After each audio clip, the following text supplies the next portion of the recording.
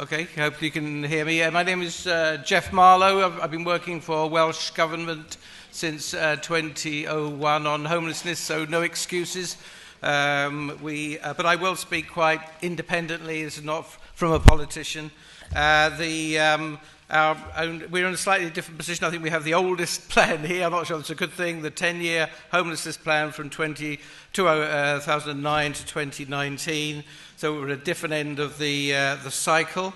I think there's lots of positive stuff in there, and the way it's written, it still is quite applicable, but that's partly because it's not very specific in terms of actions, but I think it's worth reading. Hopefully, hopefully the presentations will be online later, so I will be quite selective about what I focus on in a very short time. Okay. I hopefully you know where Wales is, and just a brief description. I think the some similarities with the Basque Country in terms of size, population, and so forth. The particular emphasis on the home ownership. About 70% of people live in their own homes, but there is a rise in private rented accommodation, a decline in social accommodation, which is a problem for us. I would say, in terms of economically, the unemployment rate is about 4.6%. That's quite low. That's about the same as the rest of the UK. However, poverty is a major problem. We have the lowest income, I think, in any of the regions of the UK. So lots of people in poverty, which is a driver of homelessness, and that's a major challenge for us. Some more key facts. I won't dwell on that. Just to say, a devolution, that's when we became more autonomous in 1998. Actually, obviously, decisions went to the Welsh Government for a number of areas. Housing lost out. A lot of money was taken away from housing to use in other areas. And only now is that funding being restored, and only in the last 2 years has it become a priority again. So the pros and cons of devolution. But moving quickly through, that's again showing the pattern of housing tenure. Developing the strategy, we had two previous strategies.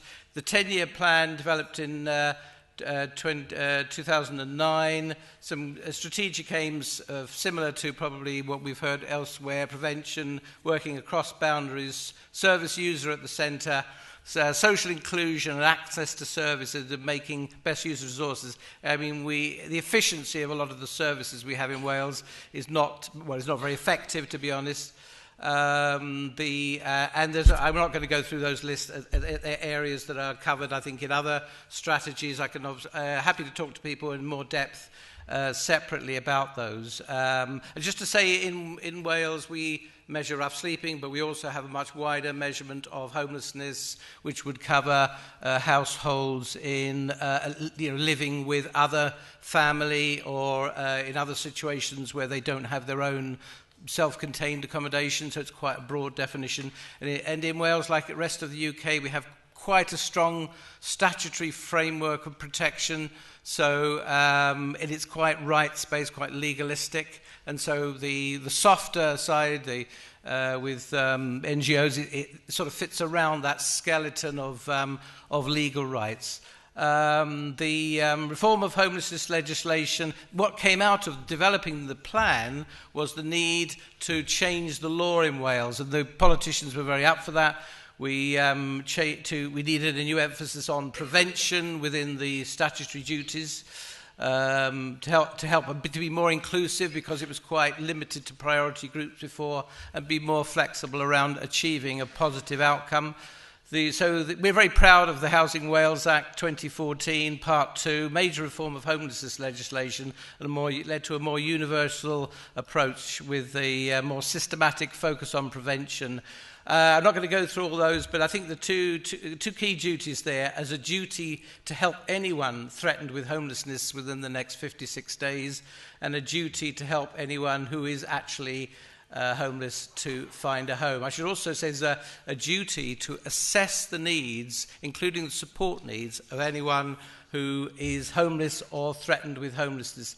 and that's really important. And then to take, as part of those other duties, to take what we call reasonable steps to help that person keep or find a home. That's absolutely critical. And we think that's a very positive legal framework. I'll go on to say how successful it's been. So lots of effort in terms of training, funding, guidance, and working with networks in the third sector and local authorities to deliver it from 2015. A positive start. Some money. We thought the money was tailing off because we thought it would be very successful, it would fund itself. Lo and behold, that's not happened. As I was going to say in a minute, we're facing, despite this good legislation, a rising tide of homelessness. So against all our objectives. So homelessness has now become one of the very few areas where funding is increasing in the Welsh government's budget. So an extra £10 million in each of the next 2 years to tackle homelessness. In addition, we have a £5 million fund for the third sector, which provides outreach, rough sleepers, night shelters, housing advice, family mediation. That's very important about getting particularly younger people, helping them to return to family, and helping people to access the private rented sector. Just to say, we have a very big programme supporting people in Wales. The social services are responsible for under 18s. Over that, the primary responsibility is with housing services, and there are separate homelessness teams. But there's also, we have this very big programme, which is housing-related support, which provide personal support to people to access and keep accommodation. So that should all be working very well. Statutory, I'm not going to dwell long on these graphs. There are more on this site called Stats Wales. With the success of the legislation, we're running at about 62% prevention, which is quite good. We want to get it higher. Where people are actually homeless, the figure is only around 40%, but some of those, because of those, if that is not successful, if you're in priority need, like if you have children or if you're fleeing domestic violence, there is then a backup need, a backup duty to provide accommodation as well. I'm not going to dwell on these. We have about 9,000 people approaching us who are threatened with homelessness. About 10,000 who are assessed as actually homeless. So this is actually more than before we had the legislation, but that's partly because it's more open, inclusive, more people approaching services, but also it's because the need is increasing. And again, I won't dwell too much on these. Nearly 2,000 households in temporary accommodation. Talk separately about rough sleeping in the second. 780 households there with children. That's a politically very sensitive figure. Rising tide, this has got to be honest here. Despite all I've said, the numbers of people who are assessed as actually homeless increased by 58% from 15-16 to 16-17. So this is pretty bad news, very bad news for us and for obviously the people concerned. And a 29% increase in people threatened with homelessness. And this is despite the fact that actually the numbers of people who are being successfully helped actually increased quite significantly during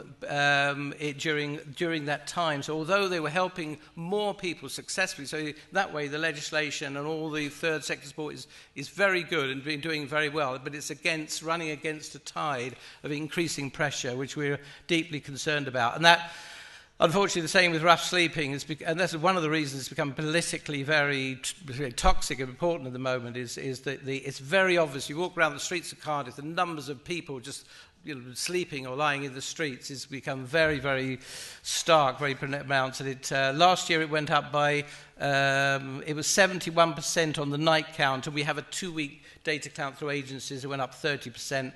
The numbers sleeping on the streets of Cardiff were about 50-odd.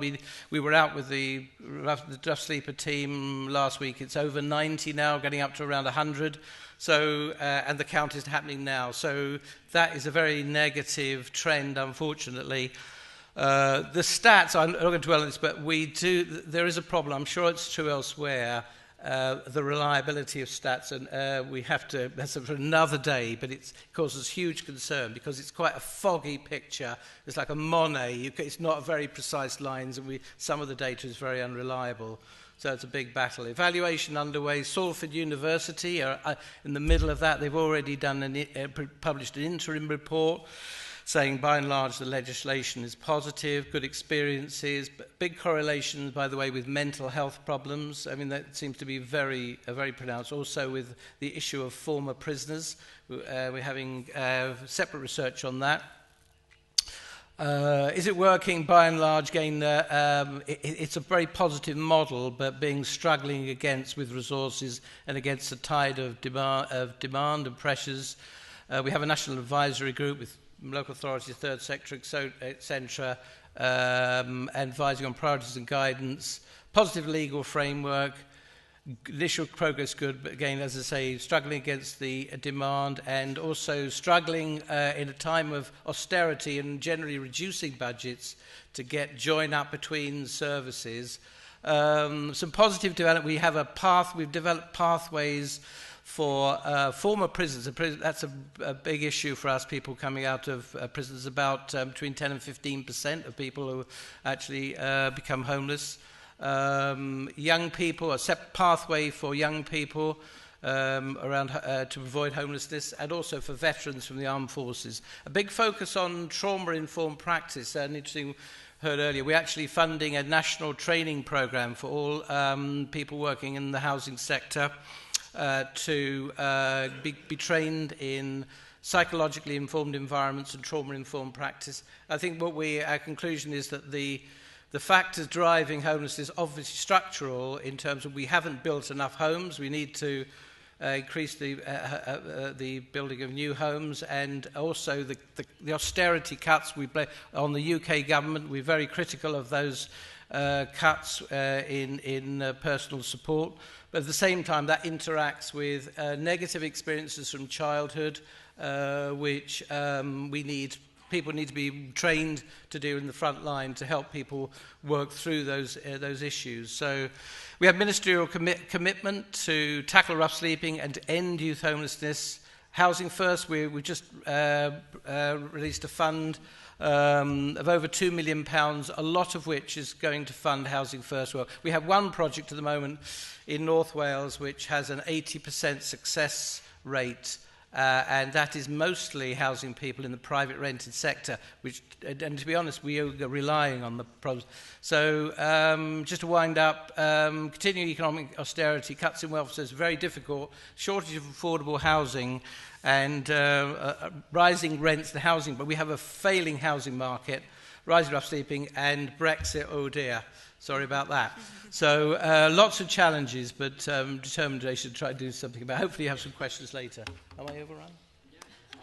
A bit. Sorry, fast.